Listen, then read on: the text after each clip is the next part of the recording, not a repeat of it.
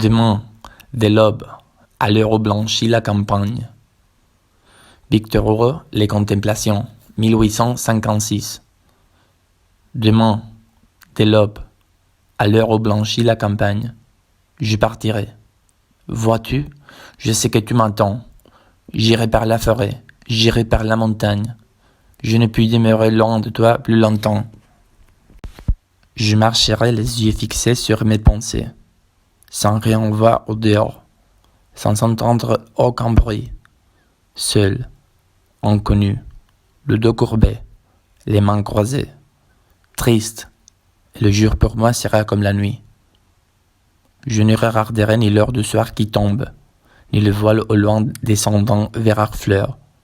Et quand j'arriverai, je mettrai sur ta tombe un bouquet de houes verts et de bruyères en fleurs. Les Contemplations es una obra poética que escribe Victor Hugo pocos años más tarde de la muerte de su hija. Esta obra a veces evoca sentimientos felices y otras veces sentimientos dolorosos. Este poema está dividido en 3 estrofas, cada una con 4 versos alejandrinos, es decir, versos de 12 sílabas, y cada estrofa tiene una rima A-B-A-B. Las claves de este poema son las siguientes. En la primera estrofa, el autor quiere emprender un viaje. Hay tanto una progresión temporal como espacial. En la segunda estrofa nos dice que esto no es un simple camino, es un camino sentimental, profundo. Finalmente, en la tercera estrofa, el autor llega a su fin, al final del camino, y nos revela el tema principal, la inmortalidad. En la primera estrofa, el autor va a emprender un viaje. Se expresa por un empleo de verbos de movimiento. Je partirai, j'irai, partir, ir.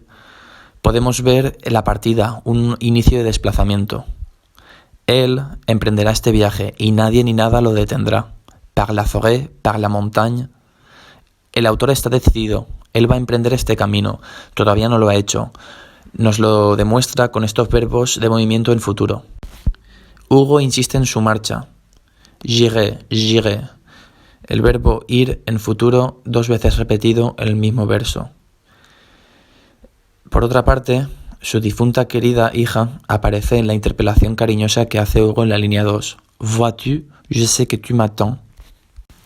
En la segunda estrofa, la indiferencia de toda percepción auditiva y visual es notable con la preposición sans, en español sin, repetida 2 veces en el segundo verso de la segunda estrofa. Sin embargo, cualquier interés que pudiera tener cualquier persona en un magnífico paisaje, Víctor lo reprueba, pues no quiere ver. Je ne regarderai l'heure du soir, verso 9. Pues él anda pensativo en sus asuntos. Je marcherai les yeux fixés sur mes pensées, verso 5. Además, ya no quiere saber si es de día o de noche. Et le jour pour moi sera comme la nuit, verso 8. En la última estrofa, el paisaje cambia. Ahora es un paisaje marítimo, le voile.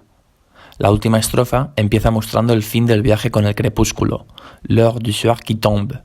El paisaje que aparece en la primera estrofa indica espacios geográficos claros, como le forêt y la montaña, pero en el primer verso de la última estrofa, l'heure du soir tiene una connotación diferente, pues indica un avance en este camino, ya que la forma en la que se describe el paisaje es totalmente diferente. El autor ha llegado al final del camino, después de una jornada de viaje a través de paisajes variados. Finalmente, el camino sentimental se revela como doloroso, en la última mitad del verso 11. Je mettrai sur ta tombe. Pondré en tu tumba. La inmortalidad está reflejada en el último verso. El acebo verde y la flor de brezo son 2 plantas que el autor quiere hacer entender que son eternas gracias a la magia de la poesía. Es decir, la imagen de su hija permanecerá resistente al tiempo. Leopoldine no puede ser olvidada.